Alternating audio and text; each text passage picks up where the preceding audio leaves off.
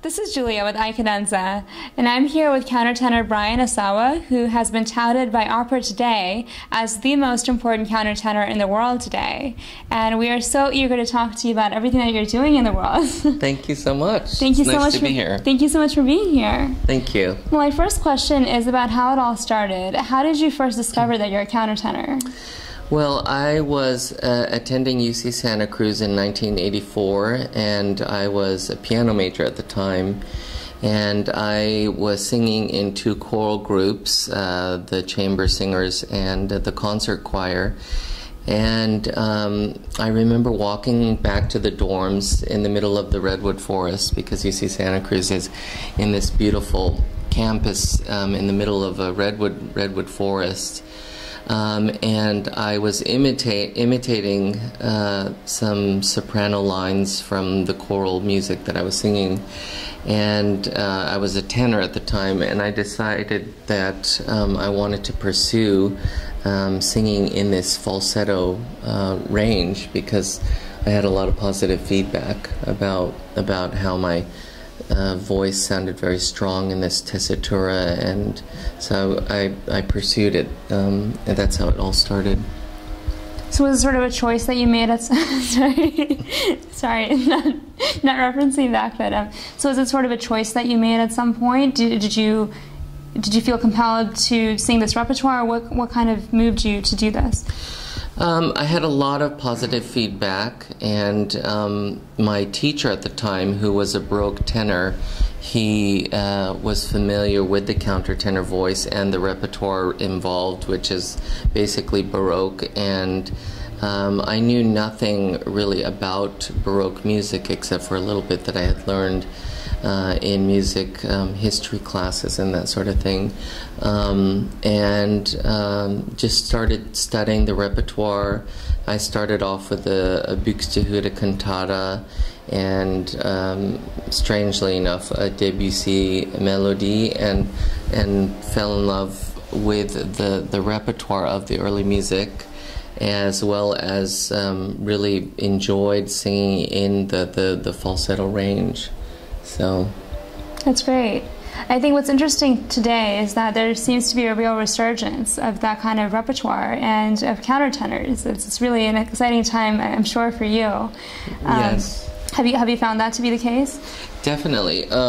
When I started, and especially when I was performing locally in smaller gigs in Los Angeles, I was noticing that the audience would see me on stage, and then I would start singing, and they'd look down in the program and say, "Oh, it is a guy," and then look back up, which is kind of interesting, because countertenor singing originally started in the Baroque period, and so countertenors basically were singing and coexisted with the castrati, who were the real stars of the opera stage, with the prima donnas. So if you look into Baroque repertoire and the opera, if you look at most of the casts, it starts with a primo uomo, which is usually a man who has been castrated, so a castrato, and the prima donna, and then a secondo uomo, seconda donna. So there was always these pairing ups of the first man and first woman's, second man, second woman, and then like the secondary and other parts. So you mentioned that sometimes early on, when you were first starting out, that people would question your gender based on your voice, and I wonder how you related to that, and how you dealt with that early on. Well, it was always kind of amusing, because for me, singing in my falsetto voice was very natural. So when I started training, it was a very natural transition from tenor, where I always had a little bit of trouble with the upper range and how to blend that passaggio to the upper register, to becoming a countertenor. So when I would start singing in a concert or a performance, early on in my career, and the audiences were a little bit sort of baffled by how this full-voiced female sound came out of a male body.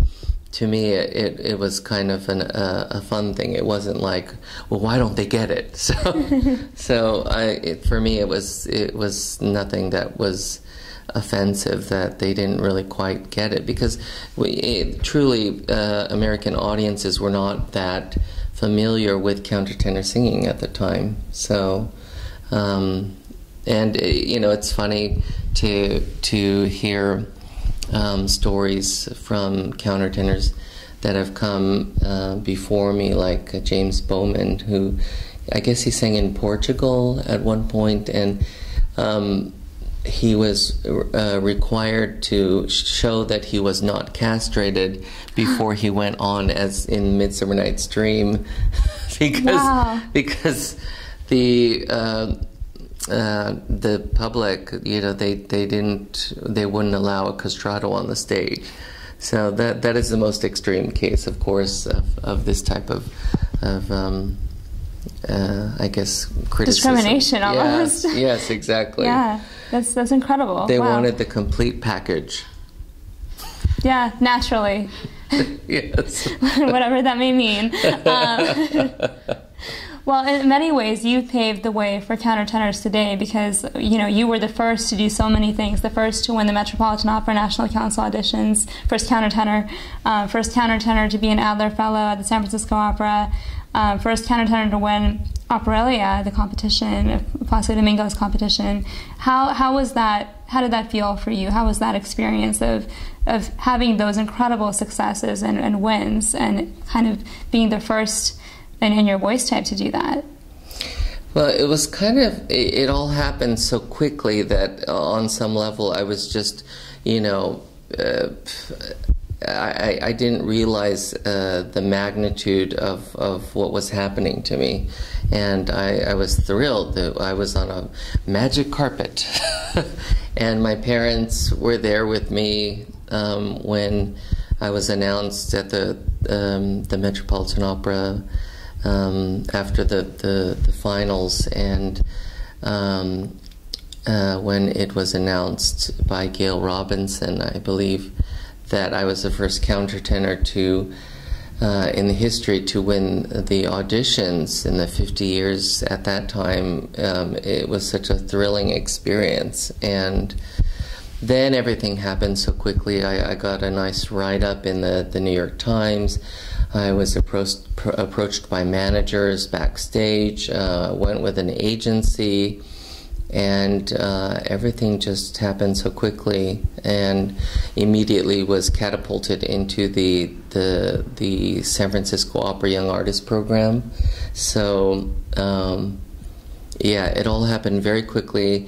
And interestingly, I didn't have to work as hard as so many singers, doing audition after audition, and sort of climbing up the ladder and having to grasp at any engagement. I really didn't have the challenge, because on some level I was given a gift of this treble voice that people loved, and people also were intrigued by the androgyny of the voice, and it's kind of like people are intrigued by somebody like Eva Podlish, who has a ballsy contralto sound, and she's a woman. So it's an interesting thing to have this sort of gender bender type of aspect going on in the voice. Did you have to work on creating that warmth and pleasant quality that your voice has, or was that something that just was naturally there? Well, funny that you ask that, because when I was listening to some old cassette tapes of mine, one was of one of my first voice lessons with one of my first teachers, Virginia Fox, and it was interesting because my voice sounded more like a boy soprano, and now it's developed into a more sort of mezzo-y type of quality. But that's one thing that was very interesting in the Three Countertenors concert that I recently did in Amsterdam, was that we had a low alto voice in the form of Derek Lee Reagan, and he was definitely a pioneer when it comes to the vocal category. And then myself, who was more the middle voice, and then we had Robert Crow, who is the male soprano, and he has a range up to a high B or something like this, and so it was very interesting to have three totally different voice types within one vocal category. Mm-hmm. So it's unlike a mezzo-soprano or a lyric soprano or a lyrico spinto, where there is a kind of general sound and a general range, but when it comes to countertenor, it's really a grab bag of timbres as well as of range and abilities in terms of agility or legato. So, in terms of what some of the contemporary composers are doing, it seems that there's a lot of return to the Baroque style, to those times in many ways in new music. Do you think that, do you see a lot of opportunity for countertenors there? Is that a voice type that's being, kept in mind more? It is. I think because the economy is so bad right now, opera companies are struggling to keep basically contemporary opera alive and to find funding for new operatic compositions. And with regards to the use of the countertenor voice in new compositions, I think it's definitely something that's happening, but could happen more. We'll see in the future what transpires with regards to the use of the countertenor in modern opera.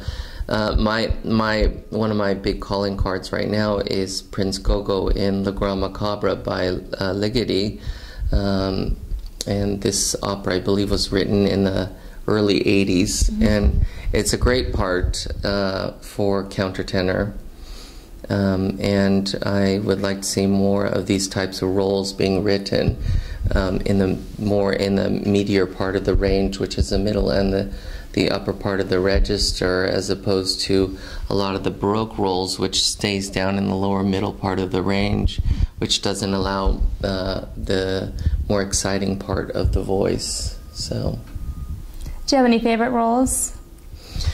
My favorite role is Arsamenes in Xerxes, and I've done that in Seattle and Los Angeles and Santa Fe, and I would like to do Gluck's Orfeo again, because I've, strangely enough, as a lyric countertenor with coloratura, as opposed to a coloratura countertenor with lyric gifts, it's interesting that I've only done Orfeo once in my entire career, and that was my first role in Europe at Netherlands Opera, which is the opera house that has engaged me the most, and secondarily Hamburg Staatsoper.